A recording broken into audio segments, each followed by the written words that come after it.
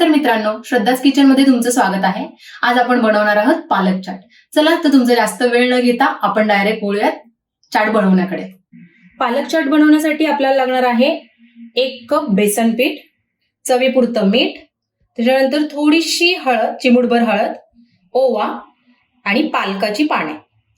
तर मी आता एका बाउल मध्ये डाळीचं पीठ घेते,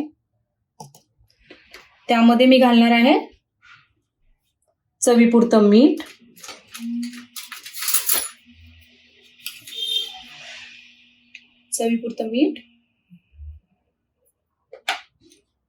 ही हळद,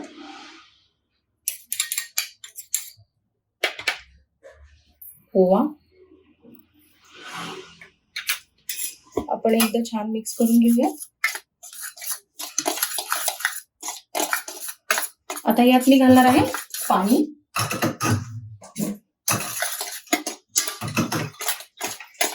पाणी एकदम घालायचं नाहीये, पाणी जसं लागेल तसं घालत जायचं, एकदम पातळ असं बनवायचं नाहीये आपल्याला।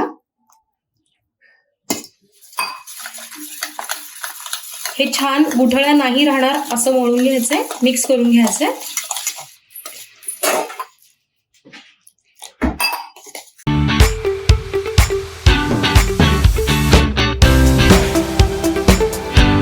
तर मी छान मिक्स करून घेतलं आहे। याची कन्सिस्टन्सी तुम्ही बघू शकता, आपल्याला अशी कन्सिस्टन्सी हवी आहे। आता मी हे 10 ते 15 मिनिटांसाठी रेस्ट करण्यासाठी ठेवणार आहे। 10 ते 15 मिनिटं झाली आहेत या पिठाला रेस्ट करायला ठेवून। ही मी पालकची पानं स्वच्छ धुवून घेतली आहेत आणि पुसून घेतली आहेत। त्याचबरोबर मी इकडे कढईत तेलही तापायला ठेवलं आहे। हे पण या पिठात बुडवून घेते, आपलं तेलही तापलेलं आहे। याच्यावर आपण जास्त थिक लेअर अशी करणार नाहीये पिठाची। मी आता हे तेलात सोडते।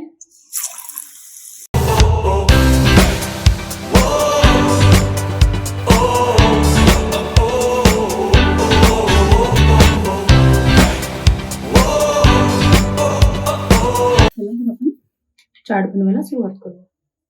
मी याच्यावर आधी घालणार आहे दही। तुमच्या आवडीनुसार तुम्ही दही कमी जास्तही करू शकता।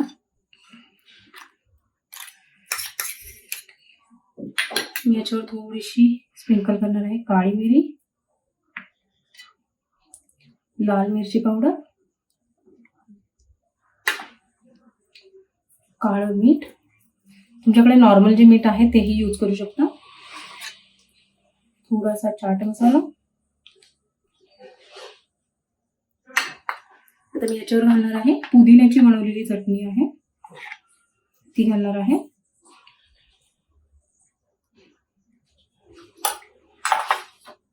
गोड चटणी, ही चिंच गुळ आणि खजूरची चटणी आहे।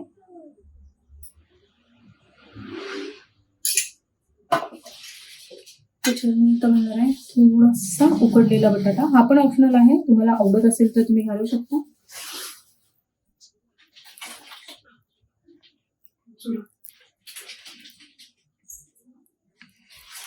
किंवा तुम्ही स्किपही करू शकता।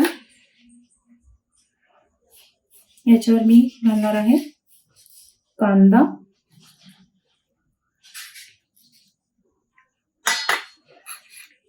टोमॅटो,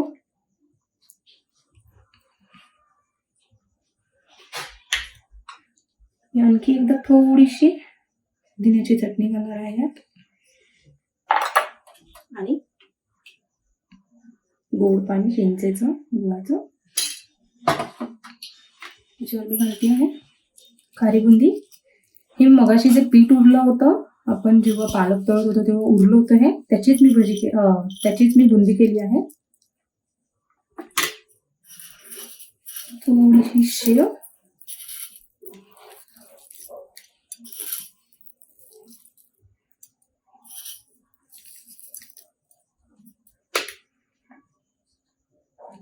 कोथिंबीर।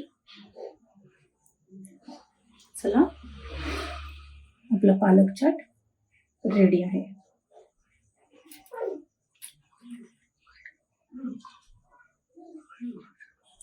ही रेसिपी तुम्ही नक्की ट्राय करा आणि माझ्या चॅनलला लाईक, शेअर आणि सबस्क्राईब करा.